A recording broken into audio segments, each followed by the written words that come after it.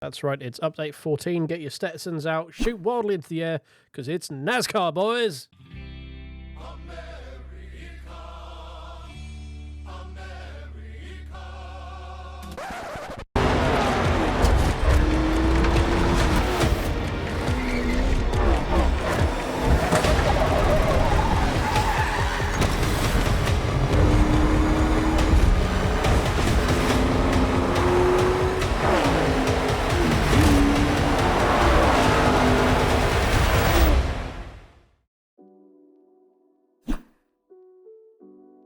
What is up, guys? Welcome in. My name is Nick and welcome to the channel and welcome to update 14 NASCAR, baby. Yes, we are going to be driving round and round in circles, turning left and all that other fun Murica stuff. Yes, we have 3 brand new cars to the service. We have some updates to some tracks. We have some updates to multiplayer Forza regulation, FRR stuff. And yeah, it's a pretty big update if this is your thing. We're going to see if it's mine, really. So, starting off, the pretty obvious thing in the room is we have some new cars. We have the Chevy ZL1. Let's go American. No, I can't. ZL1. We've got the Mustang Dark Horse Next Gen and the Next Gen Camry. So this is all for 2024, some brand new cars into the service, which you love to see, and they are available as of right now because I'm recording this late. The update has already gone live. So, yep, here we go. You'd have seen all of them on screen there, have some clear reviews of it. They look pretty cool. I'm not going to avoid doing stuff with them, but pretty obvious that NASCAR's not really my first go-to when it comes to activities, but we're going to give it a go at some point, I imagine. Why not? So, alongside that, there's been some tuning to some bits in regards to drivatars and AI activities and sort of competitiveness, so that when you do the single player stuff, the AI isn't basically going to try and murder you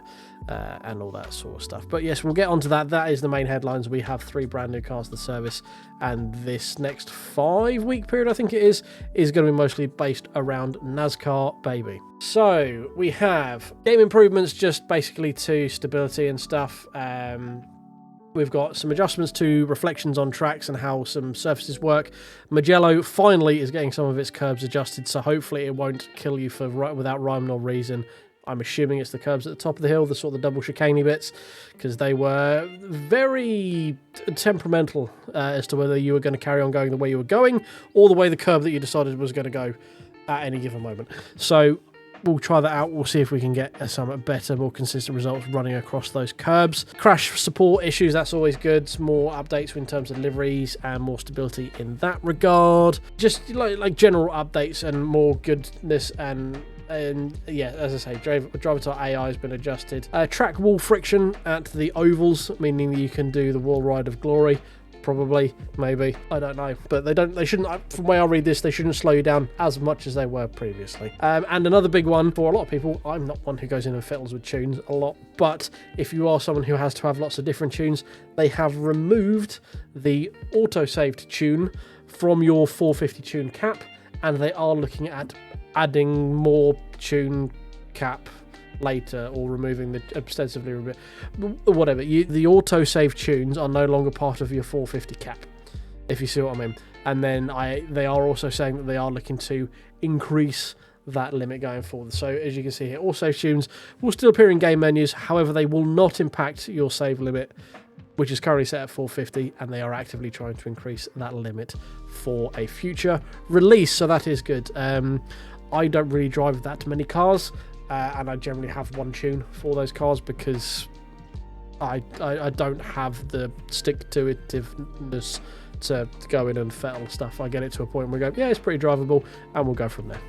I'm not a tunerist, so it doesn't affect me, but it's good to see. I've heard of people actively complaining about it. It's good to see. It's one less thing that people can complain. So we've got a couple more audio fixes. So the Murcielago LP670, the Cyan, and the P1 have all had some little fettling in terms of audio. Good to see. More things sounding more good is always more better. I can English. So, NASCAR gameplay adjustments. So this is, as I said, about the AI stuff for oval racing. They should be less murdery, which is, again, a good thing. Slipstreaming has been addressed in the previous update, but more refinement on that from how I read it.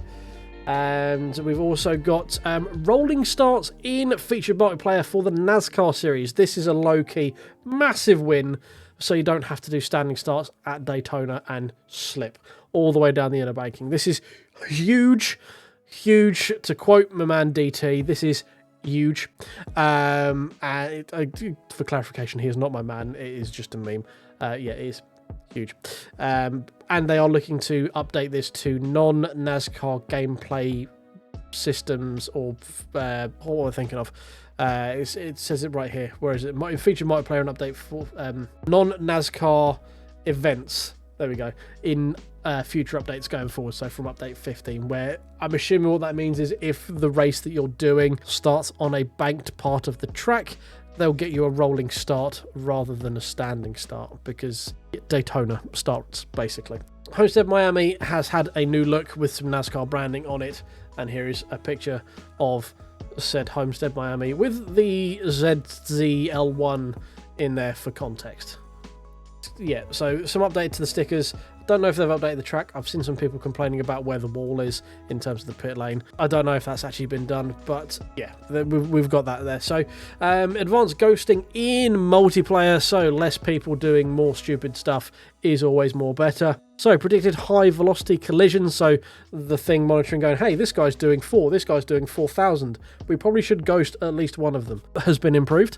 That is your how to explain that to a 4-year-old. Returning to track, so apparently they've tuned a little bit in terms of unsafe rejoins, so that should be interesting. Again, that would fall under the velocity checking thing, because guy coming on track is probably not going as fast as guy on track, therefore one of them probably should be corporeal or non-corporeal. I forget how that works. One person should probably be a ghost and one person probably shouldn't. Stopped on track, again, all this is to do with more the velocity tuning. All they're doing here is describing different ways of people with vastly different velocities. Driving the wrong way down the track has also been improved, so it's not just now if you point the right way you go back to being solid again. You also actually have to hit a actual threshold in terms of speed in the right direction before you regain your ability to touch things again. So along with the release of NASCAR stuff, you have all the things to do in single player. It's all your normal driving tour stuff. So starting off with the 3 new modern NASCAR things, we then go to American road racing. We then go to American Le Mans series, and we also have Daytona prototypes. So we're really hammering down in the Murica experience here when it comes to motorsport, which is cool. Some of these cars are quite fun to drive. These American road race cars are quite fun, to be fair. I've not spent too much time in ALMS or in Daytona prototypes, so I don't really know too much about those, but looks to be pretty cool anyway. We've got a reward car of this thing. What is it? It's a Chevy Beretta Trans Am something or other. That looks like a car. There is also a one that I do remember is the Hennessy, what is it, Exorcist? Something like that. Yeah, the reward cars are kind of cool. I'm not too fussed about the big white thing, but the Chevy looks like it could be quite interesting. So open tour heads for stock car racing, blah blah blah blah blah, all your normal stuff. As I say, your open class tours. I'll put up on screen now. The single player tours is the infographic for that. There we go. That's what was the Exorcist. So the Hennessy Camaro Exorcist, the one from the Grand Tour when they did the Mopar stuff. I can't remember what it's called. The one where they go to Detroit and then they start cultivating horticulture, and then they have a race around one of the old factories. Yes, that one. That should be cool. That is going to be interesting to drive. Might be a bit fun. I don't know. We'll see what happens with that. Spotlight cars are a thing. There is stuff that you get here. Certain discounts on things and or stuff may or may not be available. I'm providing so much information at this point. Okay, so multiplayer. This is the bit that we're mostly focusing on. All that other stuff is single player. You guys know I don't really do that to be honest, I don't have the time. So we've got in this week, this update's rotating thingy muck stuff. We've got obviously the NASCAR spec series is going to be around for the whole time for you to actually dabble in and start doing some cool stuff with those. But we have, for me, the main one, first week as of right now, Ginetta Juniors. We are going to be hitting Ginetta Juniors hard. They are awesome. They are as close to the MX5 Cups as you can get, but being in a tin top, like closed environment. They are awesome. They are slow. They are grippy. They are fun. We're going to be hitting that up a lot. We've got the M3 spec series, the Lotus 311, which again is similar to the MX5s, but a little bit quicker. The BRZ spec series and the mATX series at the end as well. So we've got some cool, slow, little nuggety type things to have some enjoyment in alongside our touring cars.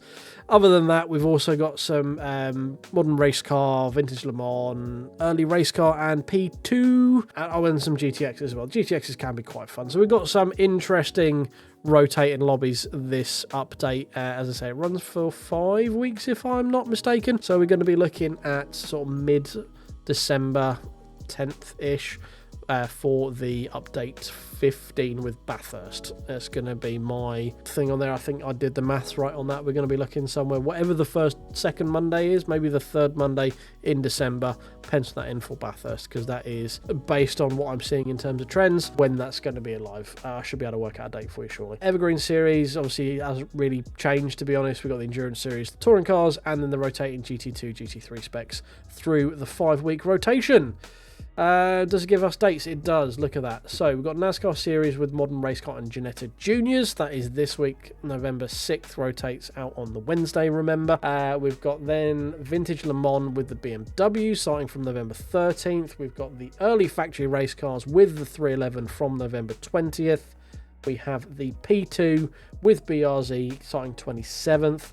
And then we have the GTXs starting December 4th. So if I can reverse engineer my dates correctly, 4th would be the Thursday for me. Do you know what? We're just going to use the calendar. We're going to use, it's just easier. So we've got that starting there. So pencil in December 9th for update 15, because maths and predictability, there are no updates past this week, which would probably mean that we are due to get Bathurst in this week of December. So as I say, I was pretty close. I said December 10th. Probably going to be the 9th because Mondays. But yes, stop talking about update 15 in the update 14 update. Stop saying the word update. So the rotating series, this one looks pretty cool. I'm pretty excited about the Ginettas, the 311s, and the mATXs. 3 out of 5 is pretty good. I'll probably dabble in some BRZs. Maybe the M3s. Those are less entertaining for me personally, but you guys might find some entertainment in them. And then obviously you've got the faster series, we've got GTXs, we've got the P2s, we've got the early factory race cars, vintage Le Mans. They can actually be quite fun. I might do that instead of the M3s and the modern factory race cars, which have absolutely no desire for me to do, but that's fine. I have the Ginetta, because when in doubt, the answer is Ginetta. Right, so we are into Strike Lightning and American Thunder. I need to stop. I've got some real bad verbal diarrhea today. We've got some rival events going on, more Logitech stuff happening with McLaren. Whereabouts are we doing that? Qualifier series 1976 McLaren M23 at Catalonia. So the Logitech at Catalonia, that could be interesting. We'll dabble with that. We're probably going to be slow, we normally are, but that could be interesting. And we've got the Legends versus Leaderboard rivals. So this is where we went up against Montoya last time. We're going against Tyler Reddick, I don't know who that is, at Maple Valley in some thing. What are we doing in? The Toyota Sprinter Terreno. That was the one with all the wangs, like this one, like the Capri that we've got on the screen there, but we've got all the wangs, so that should be quite cool. Drift stuff, updated challenge for drifts now at Mid-Ohio Sports Car, and then we've got rival events, there we go, listed here. So we've got High Speed Hockenheim in the Capri. We've got the Logitech qualifiers at Catalonia in the 1976 number 11 Team McLaren M23. Mobile 1 is in the Terreno GT at Maple Valley Short. B-Class Drift in Mid-Ohio. Autumn Colors Drift at Maple Valley. More NASCAR stuff at Daytona. Lots of stuff going on. We've got Spotlight Mazda at Sunset Peninsula. What Mazda are we Mazda-ing? Oh, it's the B986. Okay, cool. That's a quick one. Driver suits. We've got one that says NASCAR on the back of it, because why not? And then we've got a picture of a Camry. More stuff feature breakdown. So this is where you get your rewards and stuff from, what you get, how you get it. So American Thunder Challenge is doing the NASCAR series to get the big white reward car. We've got the Hennessy's coming from 10 races in the cycle class series in multiplayer. We've got the race suit from completing 5 races in any NASCAR. We've got 25 laps of Maple Valley to get a camo autumn suit. That could be interesting. And then we've got a Mobile 1 Pegasus race suit by completing the Pro Driver against Tyler Reddick. So some interesting ones here. That's basically the update, guys. So to TLDR it for you, as we've been going for about 15 minutes. NASCAR, Murica, guns, pew pew pew, racing, beer, steaks. Awesome. Updates to regulations, more ghosting, less corporeal. Yeah, more ghosting is more better. Generally, more stability is more better. They've fixed a few bugs. Magello, less bumpy. That's good. Ginetta Juniors, awesome. And that's probably the main bits I got to take. Oh, the Lotus 311, cool. The Miatas, awesome. And some rival stuff looks interesting. Cool. This has been update 14. Not like update 13, which was about 3 weeks. Blinking, you'd miss it. Update 14 looks to be around for a while, and it seems to be pretty cool. While we're here, Forza, please put in long races back in touring cars, please. I haven't seen one in a while. The short races suck. And bring back Fujimi Kaido. There we go. That is my every update points covered. I'm done rambling. If you enjoyed this one, why not have a look at one of my touring car videos up on screen now, guys? And I will catch you in the next one. Cheers.